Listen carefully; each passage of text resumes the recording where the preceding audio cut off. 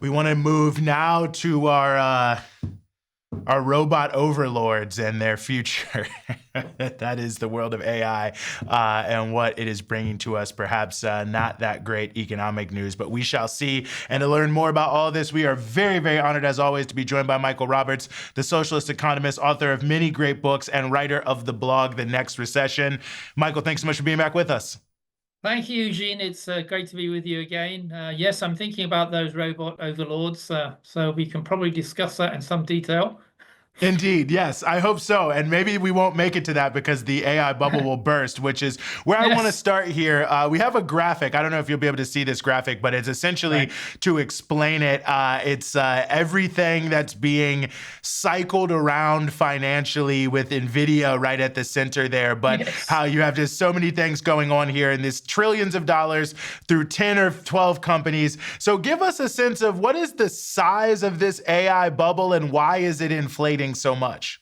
Well, the bubble itself is to do with the investors piling in the stock market to buy all the companies you've got on that diagram. They're hoping that OpenAI, NVIDIA, all the other companies there, Intel, all the rest are going to dramatically increase the productivity of the US economy and bring huge profits to these companies. And so let's pile in and buy their shares now and keep on buying them until that happens. And at the same time, what we're finding is that these companies are spending huge amounts of money on investment in data centers and other infrastructure projects in order to as it were, drive forward the artificial intelligence methods and the new models that they keep bringing out on regular occasions. So this is a massive boom that is driving the US economy, Eugene. If there hadn't been the spending that these companies have been making to build these centers and infrastructure, there'd be no growth in the US economy this year.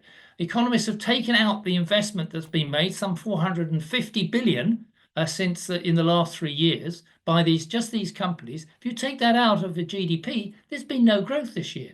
That shows you how everything, the US economy now is one single bet on whether the AI is going to deliver higher productivity and therefore improve the standards of living for the American people. That is the bet. Is it a bet that's going to happen? I don't think so, because there's a massive investment that's taken place in the stock market, which is way over the top. That's what we mean by a bubble. It's just out of the level of what's actually going on in the real economy, because the rest of the US economy is not doing very well at all.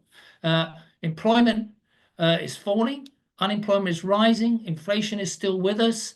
Lots of companies are finding it difficult to make any sort of profit at all. We've got young people who can't get work. There's a general increase in the price of goods in particular. Also, a huge increase in electricity prices, which is partly due to the AI companies massively increasing these data centers, which require huge amounts of water, huge amounts of electricity, and that's driving up electricity prices. So everything is depending on this delivering, these AI companies delivering productivity over the next few years. Otherwise, the whole thing is just going to crash. No, I think that's such a good point. And because of the government shutdown, they did not release the CPI numbers so far for this month, which I think might be a blessing in disguise, because last month there was a 6.2 year-on-year increase percent-wise on electricity costs. So that might be even worse. And I think the point you're making here is so important, because how fragile the economy is. Like, I was looking the other day that at some statistics from the US government saying that there's $23 trillion in quote unquote runnables, or assets that are liabilities that are, subject to a metaphorical bank run, equivalent of 80% of the GDP. And these numbers were from the Federal Reserve. And the thing that blew me away is that they were saying that's not a big deal. They were like, oh yeah, $23 trillion, 80% of the GDP, but everything seems basically fine. But when you really start to look into this, a couple bad bets and a couple bad companies here and there could bring the whole thing down. Yes, and one of the things that graph you show, where everybody's these AI companies are all connected, they're all buying each other's, making contracts with each other, borrowing money from each other. So it's like a game of musical chairs, and they're all moving around these chairs And if one of them slips up, possibly OpenAI, possibly NVIDIA, if they start slipping up and that share is no longer available, we could start to see an implosion of this process of expansion, which has just got incredibly out of control. Now, maybe it'll work. Maybe after a big slump in the US economy, maybe after a few 100,000 or millions of American workers lose their jobs for a while, maybe the situation, whoever survives after that might be able to make some profit and regrow the economy. But do we want to go through that? Why should we have to go through this crash in order to achieve, as it were, the winners in this AI struggle which is going on at the moment? Because it's not just competition between the different AI companies or the desire to win. There's also got competition from abroad. There's lots of other AI operations going on in other countries, in China and France, which are cheaper, which are competing against these big companies in America. And they could very well undermine the process of gains that the AI companies makes. So it is a fragile situation. And viewers should be aware that over the next year or so, possibly earlier, we're going to see a different situation from this huge boom that we're seeing in the stock market now. And that could have repercussions for all of us, whether we've got jobs and living standards over the next year.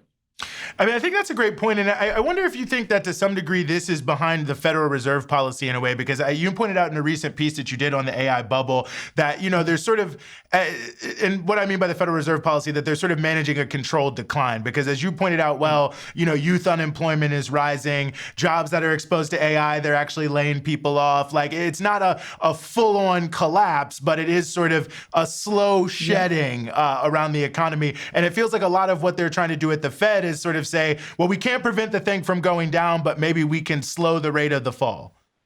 Yeah, I think so. And then there's quite a lot of warning going on amongst the Fed, amongst the International Monetary Fund and other organizations saying, look, this is a tricky situation.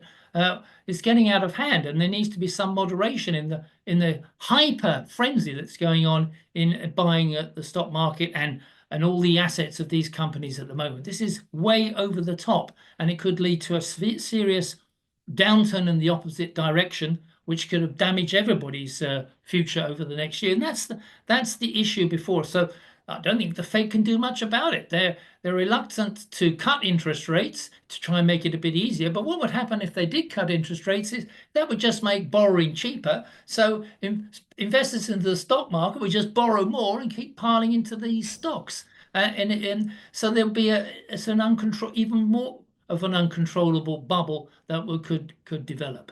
And as you say, that what's eventually going to decide this, actually, in my view, is whether AI actually manages to get rid of enough human labor, enough workers from the system, and replace it with these machine learning processes, which enable companies to do without a lot of labor. Then they can start to make a profit, but that will be at the expense of millions of workers. And that's the prospect that would happen if this is going to succeed. Mm-hmm. In the meantime, we could well have a financial crash.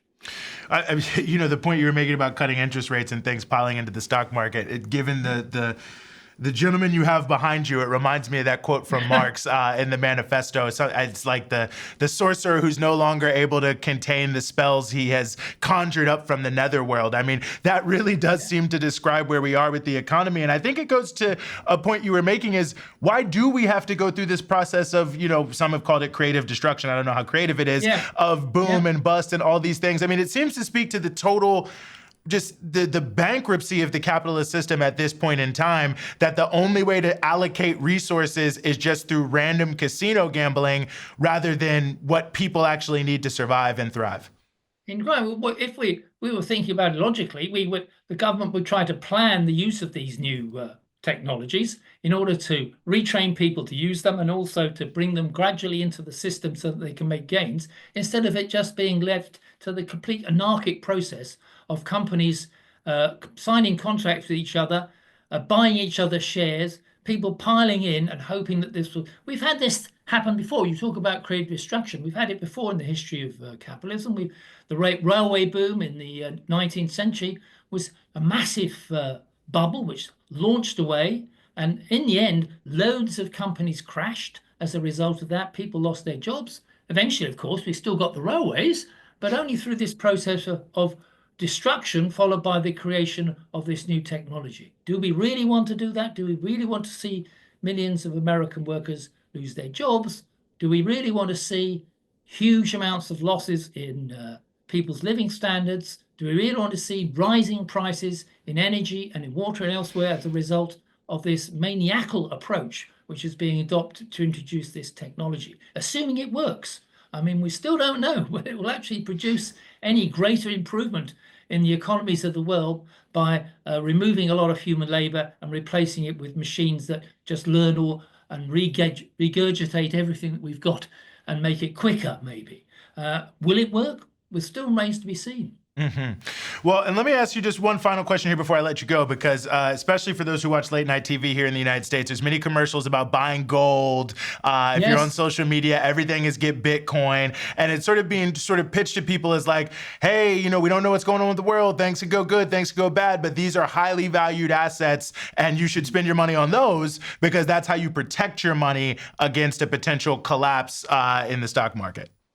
Well, I think that's what we're seeing. Gold price in US dollars, about $4,200 per gold ounce at the moment, which is an unbelievably historically high record. It shows that people are concerned, the investors anyway, or people who've got money to invest, are looking to keep out of dollars, keep out of currencies, keep out of other things. But it's part of the same bubble. The stock market is shooting up. Bitcoin prices have been shooting up. It's interesting that when President Trump said that he was going to put the tariffs up on Chinese imports again because the Chinese have been nasty about rare earth minerals. That produced a collapse in the market, but not in gold. Stock market went down, Bitcoin went down heavily, but gold stayed up because gold is seen as some sort of safe asset. That gold in your hand is going to be some sort of safe asset which you can use to protect your assets if it's not in dollars or in any other currency. And so gold seems to be this hedge which people turn to when there's uncertainty in the market. So I suspect that over the next 6 months, we could have a big crash in the stock market. We could have a crash in the Bitcoin sector, but not gold, because gold will be seen as a place to run to in such a situation. Well, I always appreciate you coming on and helping us sort through it all. Michael Roberts, everyone has to read the Next Recession blog. Fantastic socialist analysis of what's going on in the economy around the world. Thanks so much, as always, for joining us here on the Freedom Side. Thank you, Eugene.